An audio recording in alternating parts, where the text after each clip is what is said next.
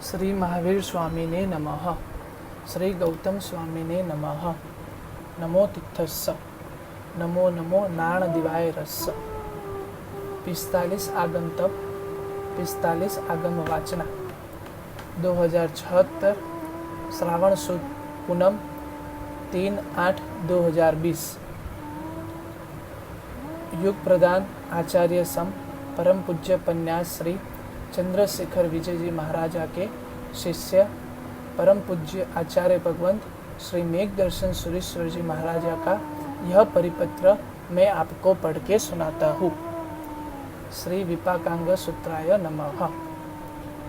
परम पिता परमात्मा महावीर स्वामी भगवान ने अशुभ कर्म करने वाले को कैसा दुख विपाक और शुभ कर्म करने वाले को कैसा सुख विपाक का अनुभव होता है, वो दुख विपाक के और सुख विपाक के 10 दृष्टांत बता के समझाया है कि पाप नहीं करना, धर्म ही करना है।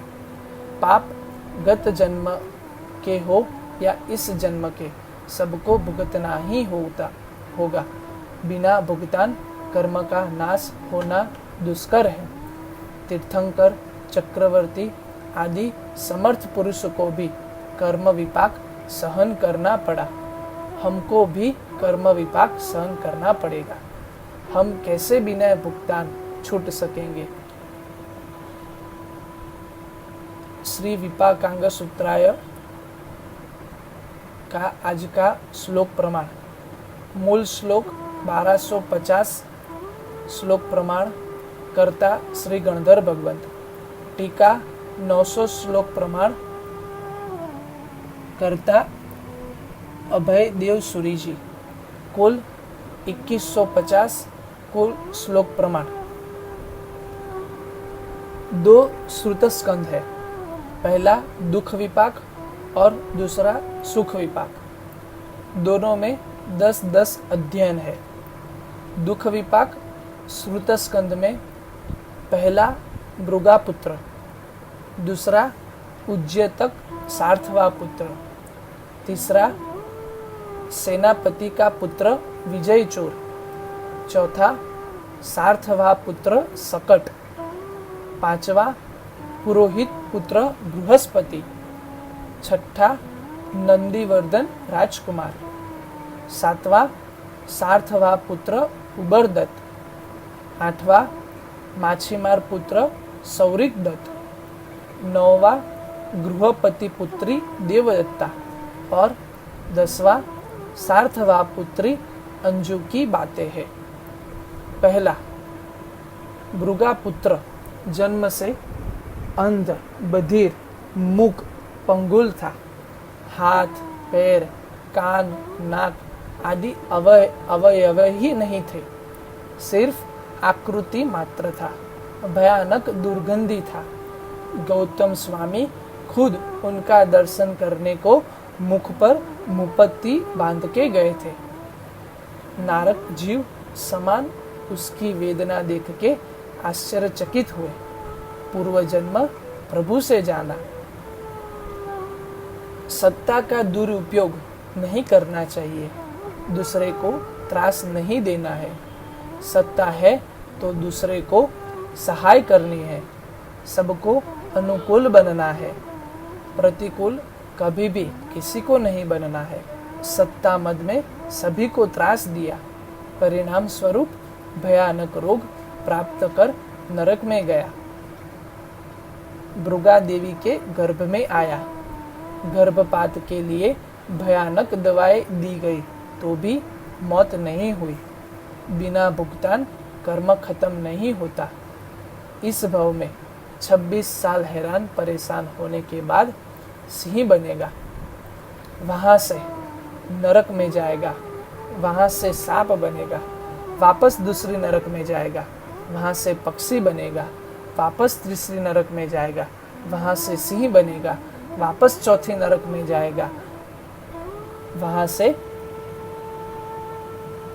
उरग बनेगा, वापस 5वीं नरक में जाएगा, वहां से स्त्री बनेगा, वापस 6ठी नरक में जाएगा, वापस मनुष्य बनेगा, वापस 7वीं नरक में जाएगा, बाद में तिर्यंच गति में अनेक भव करेंगे, बाद में मनुष्य का भव होगा, उसी भव में दीक्षा लेके साधना करके देव बनेंगे, वापस मानव भव होगा, वापस दीक्षा होगी और बाद में मोक्ष में जाएंगे।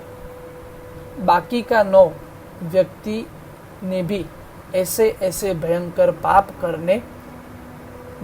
करके भयानक दुख सहन करना पड़ा।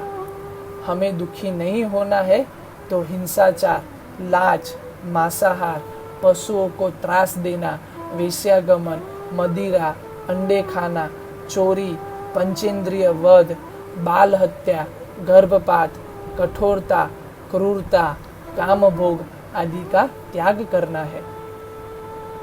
दूसरा श्रुत स्कंद में पहला सुबाहु कुमार, दूसरा भद्रनंदी, तीसरा सुजात, चौथा सुवासव, पांचवा जिनदास, छठा धनपति, सातवां महाबल, आठवां भद्रनंदी, नौवां महाचंद्र और 10वां वरदत्त की बातें बताई है। 500 कन्याओं के साथ लग्न करके विशिष्ट भोग सुखों को प्राप्त करके उसके बाद 12 व्रत का स्वीकार करके दीक्षा ली।